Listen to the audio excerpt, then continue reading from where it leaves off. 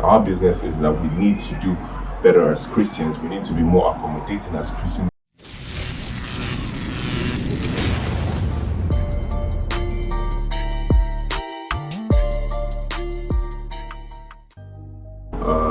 Hey guys, welcome back to another reaction video.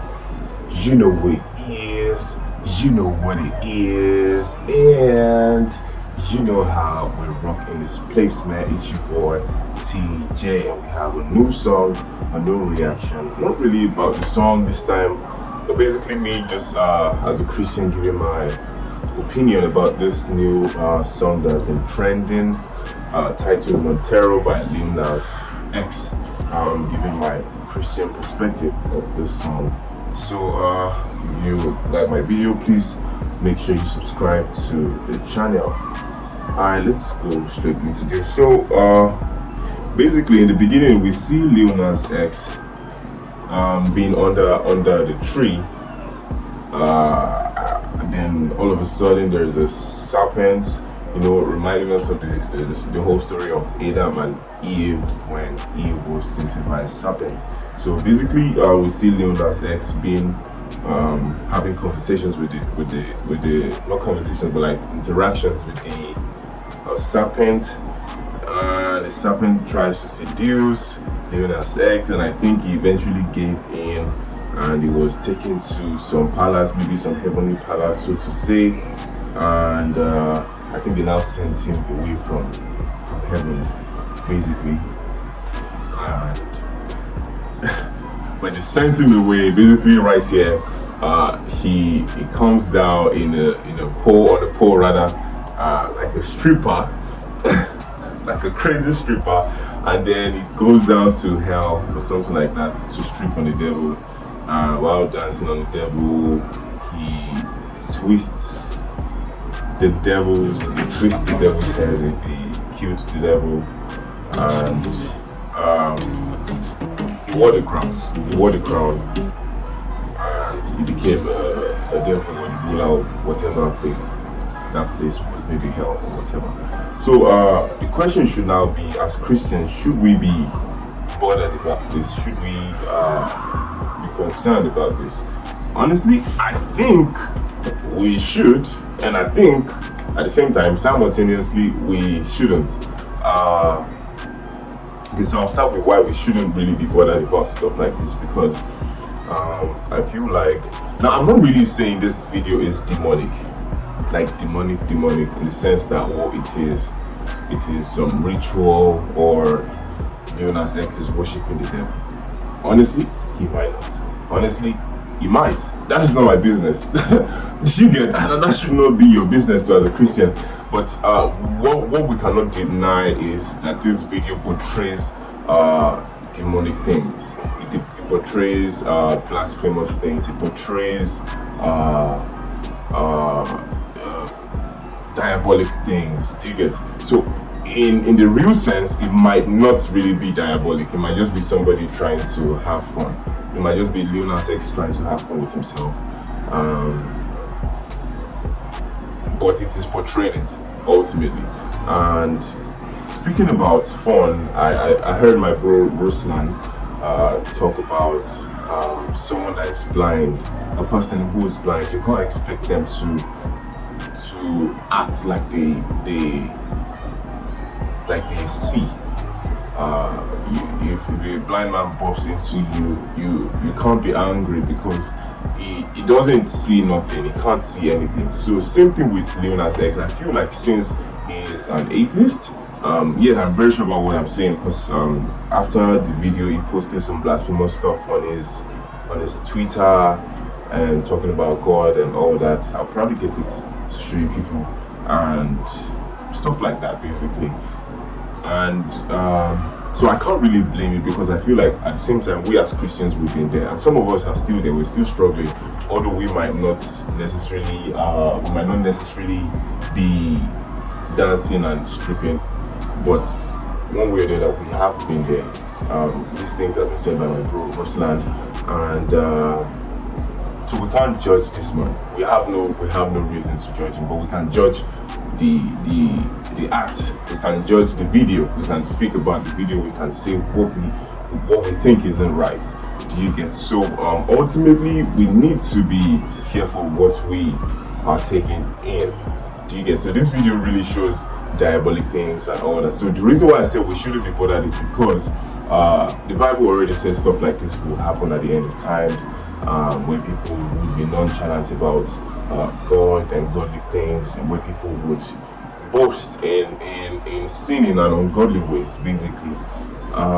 So this is not to say Christians are perfect, but like when you start to boast in your sin, when you start to make your sin something you want to bask in, not like a struggle, but like, okay, you identify as your sin, that's where the problem comes in. So this is not to say Christians do not sin, but like the moments when you start to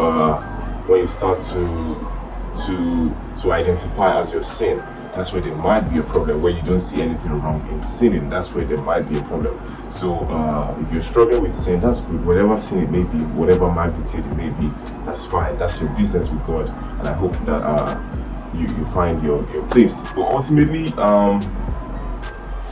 the place where the reason why I said we should be bothered is the fact that, you see, these days we as Christians, we do not really have alternatives to things now, and I feel like we should have alternatives to things, because now there are the over religious people who believe that Christianity isn't really about entertainment, but like these days you need to understand that there's a need for a Christian entertainment platform, like hardcore Christian entertainment platform, hardcore Christian music, hardcore Christian animations, hardcore Christian everything. And I feel like we need more Christians doing less Christian things per se, in the sense that I'm not saying we should do worldly things, but I'm saying we need more Christians singing songs about love. It doesn't always have to be gospel songs. We need more Christians singing songs about heartbreak. It doesn't always have to be gospel songs. We need more Christians singing about fantasies, singing about maybe the universe, all from a Christian perspective. So it doesn't always have to be that, oh, we are singing about gospel, Jesus loves me. That is fine. I'm not saying that isn't fine. That is very, very fine. That is perfect. But like we need to give platforms to people to have variety in this genre, in this Christianity lifestyle, because I grew up to understand that Christianity is more of a lifestyle than a religion. So there's the religious part of Christianity which doesn't really sit well with me, because I feel like religion is only talking about do's and don'ts. So as a lifestyle, as a Christian, or as Christianity in its entire understanding, we need more things. We need more Christian fashion wears. We just don't need Jesus loves me on your shirt. We need some sleek.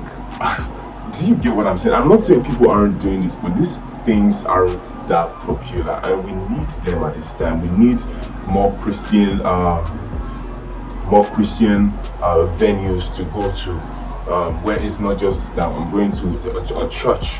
I don't really need to go to a church to have Christian values always. I don't have to go to church on Sundays only. I could go to a park where I'm just listening to some good Christian music, where I'm just drinking in a bar where it's just Christian music playing there, or songs that are not really detrimental. It doesn't always have to be gospel songs, like I said. So we need all those values. We need all those values in this community, in this lifestyle as Christians. So when we are raising our children, or when we want to listen to stuff, when we want to do stuff, we don't really always have to go through the worldly ways. We don't really always have to follow the worldly trends, because we have a Christian trend. That is what we are called to do at this moment. That's another way of evangelizing the Christianity message, the gospel message. We need to be very, very diverse. We need more Christian podcasts. We need more Christian YouTube channels, not always talking about Christian stuff. Because if you're trying to buy people in, if you're trying to speak to people about Jesus, if you're trying to speak to people about Christianity, you're not going to speak to people about Jesus to people who already know Jesus. You need to reach out to people who don't even know about this thing. Do you get me? So I feel like one way or the other, we need to diversify it. We don't need to be boring every time. We don't need to sit back and just keep doing the same thing that has been done years after years and years, and people I just don't have options to do stuff. So basically that's what I feel I have to say. So we shouldn't judge this guy. He's a blind man, like Ruslan said, and I hope he sees the light like some other people have, and just keep hoping for the best. But we need to also filter what goes through our ears. We need to be careful of what we let our children listen to. So like I said, the summary is, I honestly do not believe that this song is, or I don't know if the song is diabolical. If this song is truly diabolical, if it truly is about the devil. But what I know is that it portrays it, it visualizes it, so it might just be something for fun. So whether it's for fun or not, it's still not so good. It's still not so good, but like, anybody can do anything they want to do. I'm not judging him. All the best to him and his fans and whatever he wants to do. Like, that's all on him. That's none of our business. Our business is that we need to do better as Christians. We need to be more accommodating as Christians. We need to show whatever talents we have for the better good of the Christian community. We need to do more things. We need to do less, in quotes, Christian things as Christians from a Christian's perspective. We need to talk about different things from Christian's perspective, not just gospel every time. I mean, that should be the foundation of it, but like, we need to be diverse too at the same time, because it's a whole lifestyle and not a religion. But let me know what you guys think. That is my opinion about this. Have a great day, guys. Keep the comments section very, very respectful. It's okay if you do not agree with me. It's very fine. Even me, I don't get it right every time, so I might be wrong. Honestly, I might be wrong, but like, hey, that's my opinion, and this is my channel. Welcome to my channel, and have a great day, guys. Bye. But this one is emotional. Okay, so let's get to it. I mean, it was loud, but this one is emotional. It's okay. So let's get to it.